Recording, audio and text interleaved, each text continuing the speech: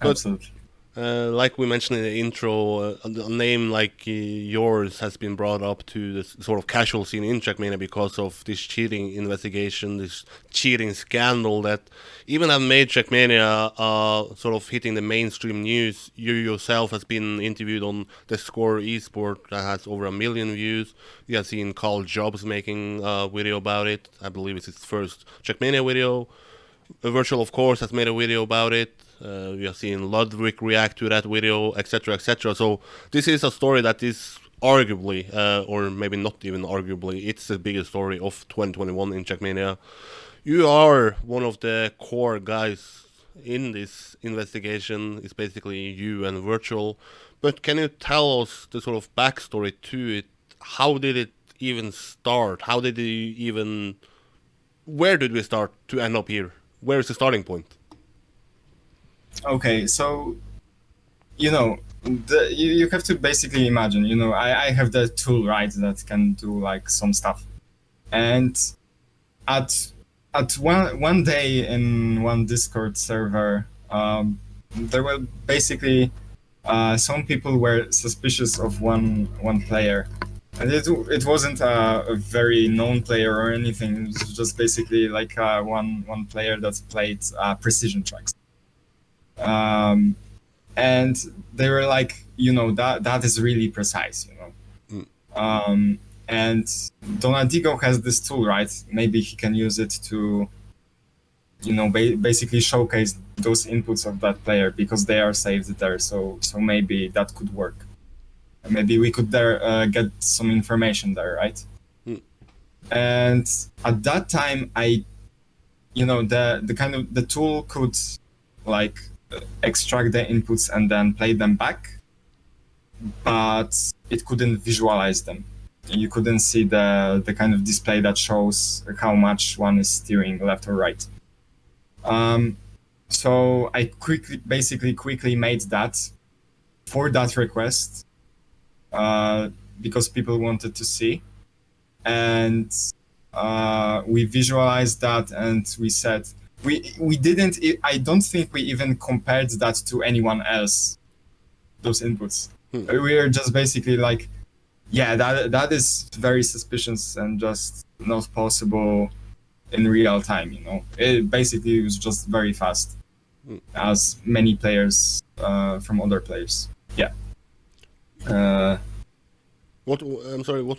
I that don't. was Sorry if you mentioned it, but what was the timeline here? When did you get a message so. from it? So that was kind of November 2020, Okay. something like that. Mm. Um, yeah. So it's not So long ago. It's not really no, long ago. no, no. And we banned that player. The TMX crew banned this player, and that was basically just I added this functionality into the tool, this visualizing inputs, and then we kind of, and then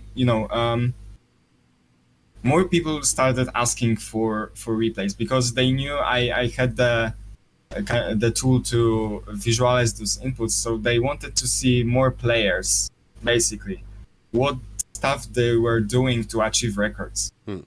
And this is very natural. You want to see what someone else is doing on a particular track to set a good time.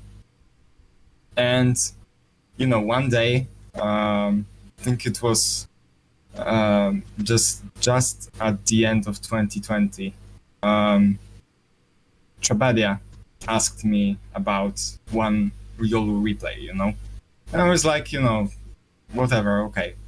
It wasn't nothing special. I received a lot of requests like this, and well, I opened the replay and visualized what was there, and it happened to be something weird and kind of similar to what we saw in that other player's replay, Mm. and that kind of started it all. That was the beginning of it. Yeah, because until that point, I mean, for people, you didn't create this tool for catching cheaters. It was, from what I understand, someone knew you had a tool to do this, and then they contacted you to check it. Eventually, more people contacted you to check it and to have this interface Exactly. where you can see it. So you had never had an idea or a goal to see if there are legit runs in Trackmania, or am I misunderstanding it? No, that's exactly what happened. I never had any kind of goal to catch cheaters or anything like that. It never was the goal. It always was to kind of explore the game further. That's it.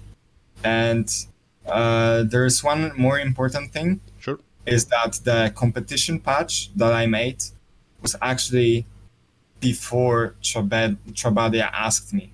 So competition patch, it wasn't even made for catching cheaters or existing ones.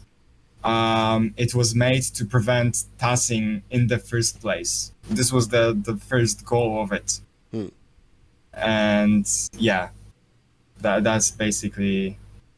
But once you create Yeah. something and then you realize that, okay, there might be something bigger at scale here, to once again compare to myself, I mainly do interviews with community profiles like yourself, with players, basically the lightest work you can do as a journalist. But I can end up in a situation where I have to sort of detect something to cover something, and then I have to make a choice.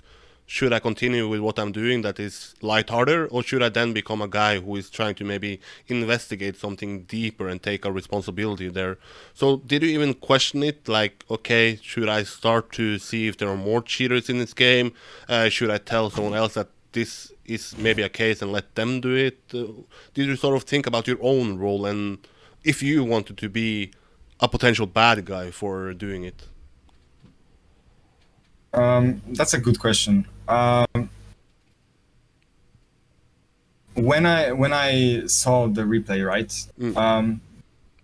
It it kind of, it's always like, because that's Riolo, right? Yep. So I said, I actually, I think even to Trabadia, I said, maybe that's some hardware thing, or just his joystick is broken or something like that. And but it's, that's the first reaction, kind of, right? But you cannot deny that something is wrong there. And as a guy that had the tool and kind of wanted to see further, basically, because once you discover this, you just cannot say, let's leave it aside. Maybe that's some weird thing there, and who knows. So obviously I couldn't judge myself only, right? Because I'm not a good player by any means, or not good enough to judge people how to play or anything like that. I know a lot of stuff about Trackmania, but at the competitive level, I basically know nothing. And judging, basically going into this thing alone would be completely insane, right? And so I knew that I would need someone. And, after exploring some more replays, I said, this is very weird stuff. I should talk about this with someone else. And that was Virtual. In early 2021, I wrote to Virtual. Basically, I sent kind of some clips of inputs without tag names, without nicknames, and said, what do you think about this? And yeah, and that was kind of the kind of the start of something big. But was it a particular reason why you contacted Virtual? Was it because he has reach to reach more people? Was it because he has a history to try to detect cheaters? We saw it in his video about it that he has Strawbar in the RPG map. He contacted admins. Once it was task replays uploaded, he contacted admins. Why did you contact Virtual if because you essentially contacted one guy, and I assume that there has to be a good reason for contacting one guy. Yeah. There, we, I knew Virtual before that. I had some stuff. I've done some stuff with him before that. So it was just natural for me to ask him about that, and I also knew that he would be kind of committed to kind of just interested in just exploring this and investigating those replays. I knew it was the guy to work with basically on this. I didn't have that much kind of experience with anybody else, and that was basically the deciding factor of who I contacted.